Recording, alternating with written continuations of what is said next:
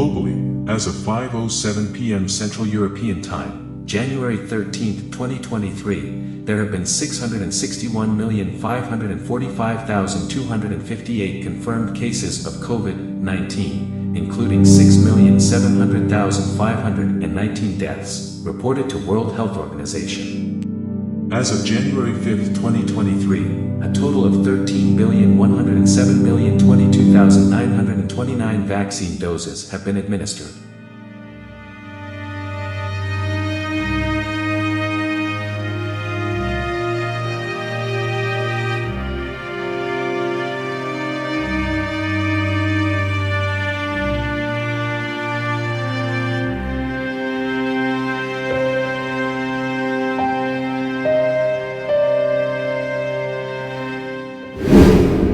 We have been fighting the coronavirus for the last 3 years and are still fighting. As individuals, we have the right to life, liberty, and personal security. And the pandemic has put us in such a precarious position that we must fight for our right to life every minute. More than the coronavirus, the widespread availability of counterfeit medicines endangers our right to life, but it is not yet given the importance it deserves.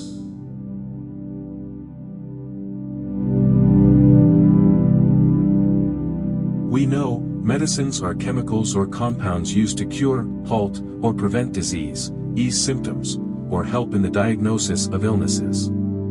Advances in medicines have enabled doctors to cure many diseases and save lives. But what if the medicines we get are fake?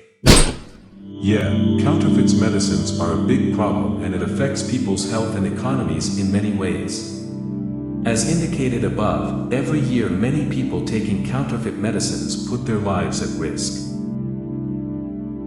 Estimates show that between 72,000 and 169,000 children die from pneumonia every year after receiving counterfeit drugs, and that fake anti-malarial medication is responsible for an additional 116,000 deaths.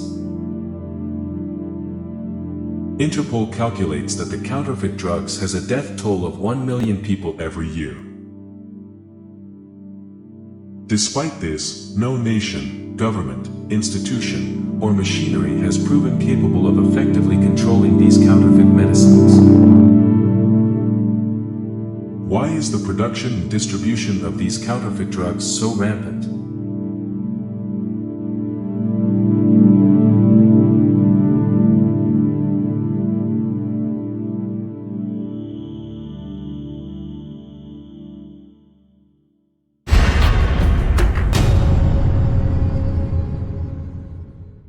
Yiwu, a city located in central Zhejiang province near the central eastern coast of China about 300 kilometers south to Shanghai. Yiwu's economy is one of the fastest growing ones in China. The streets of Yiwu, which were filthy and littered with cow dung 20 years ago, are now clogged with high-end vehicles. It is the counterfeit capital of China. Every day, approximately 200,000 distributors buy up to 2,000 tons of goods from the city's wholesale black market. In all Chinese markets, 20% of all consumer products are counterfeit. And if it is the black market and a product is sold, it has been counterfeited. Rolex watches, Gucci handbags, Duracell batteries, Gillette razor blades, Safeguard soap, Head and Shoulders shampoo, Viagra, and luxury automobiles are just a few of the many counterfeit items on the market. The Chinese frequently joke that everything is fake except your mother, and that we can copy everything except your mother. As per an old statistical report, in 2009, $230 million of counterfeit goods from China and Hong Kong were seized in the United States, which represents almost 90% of the value of all counterfeits intercepted that year. European customs officials estimate 2/3 of all counterfeit articles seized originated in China or Hong Kong. 57% of the seized counterfeits were clothing or related accessories, 10% were jewelry and watches, and 7% were electrical devices. The total value of all counterfeit products seized in Europe would exceed $850 million in that year. But the real threat is yet to explain. Not all counterfeit articles are harmless imitations. Many are very deadly and they are counterfeit medicines. What if you take antibiotics made of talcum powder or birth control pills filled with rice flour? Every year many people taking counterfeit medicines put their lives at risk. Estimates show that between 72,000 and 169,000 children die from pneumonia every year after receiving counterfeit drugs, and that fake anti-malarial medication is responsible for an additional 116,000 deaths. Interpol calculates that the counterfeit drugs has a death toll of 1 million people every year, as per World Health Organization's report in 2018. The World Health Organization estimates that 10% of the world's medicine supply, and, more alarmingly, 30% of the developing world's supply, is counterfeit. European customs officials reported more than 3,000 attempts to import fake drugs, the vast majority of which originated in mainland China.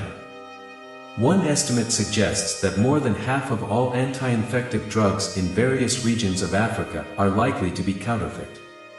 In 2008, Interpol coordinated multi-country operation that resulted in the seizure of 16 million fake pills and 27 criminals were arrested.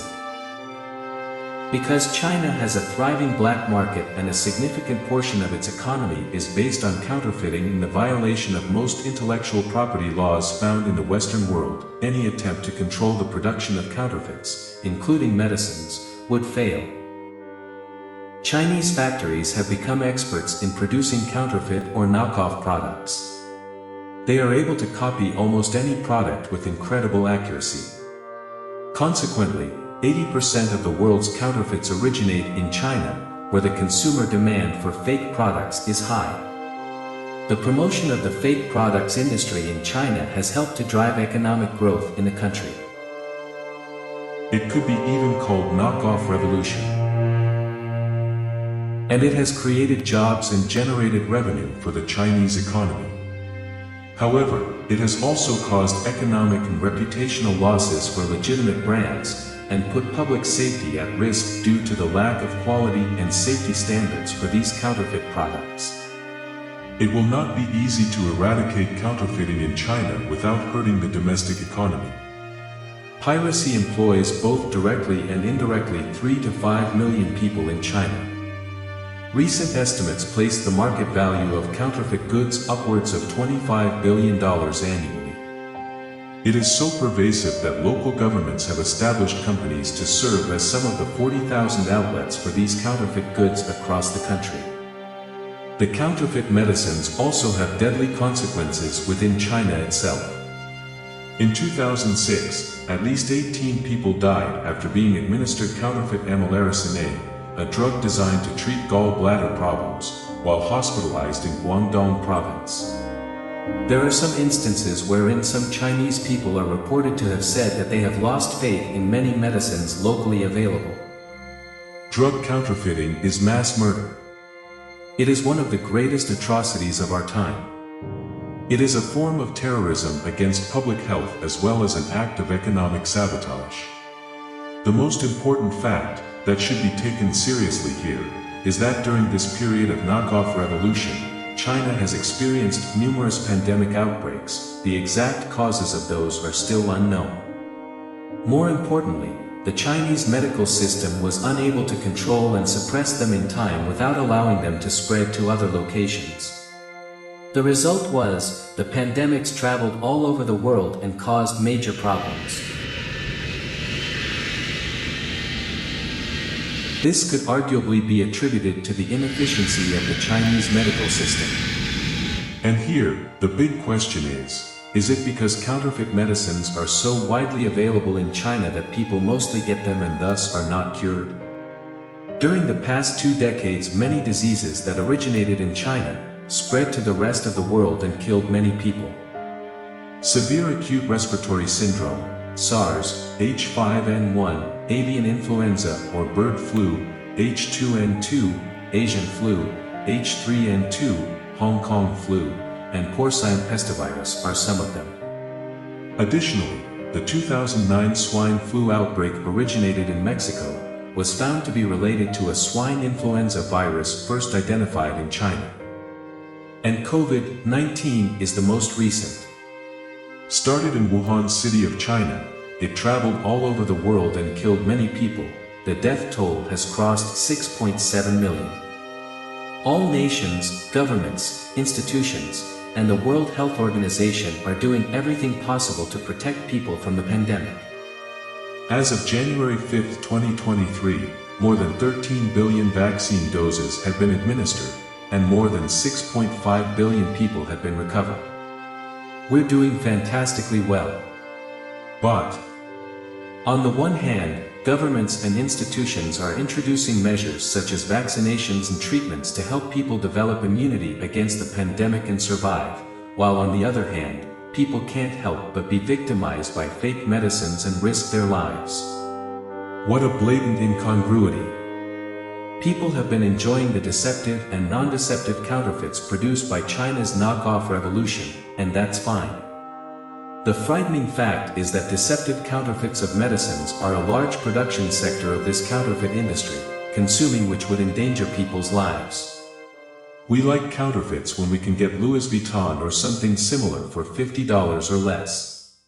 However, when we choose cheap knockoffs and embrace the knockoff revolution, we are chosen by the same revolution. That is, when we contract a chill, we want the real medicine of the genuine brand, but we can never tell the difference between the genuine and the counterfeit. It is often assumed that high-income countries with strong regulatory systems can effectively exclude substandard and falsified medical products from their markets. However, this is not always true.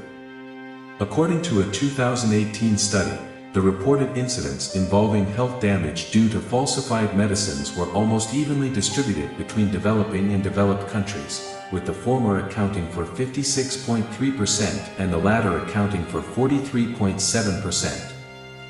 So, on one side, people thrive on the knockoff revolution in order to have less expensive counterfeits, while on the other side, they strive not to endanger their lives by way of counterfeit medicines produced by the same knockoff revolution. We are very wonderful such that we enjoy challenges, and every time we have faced challenges in history, we have triumphed. There is no doubt that we will tame and overcome COVID-19, as well as the dangers of the knockoff revolution.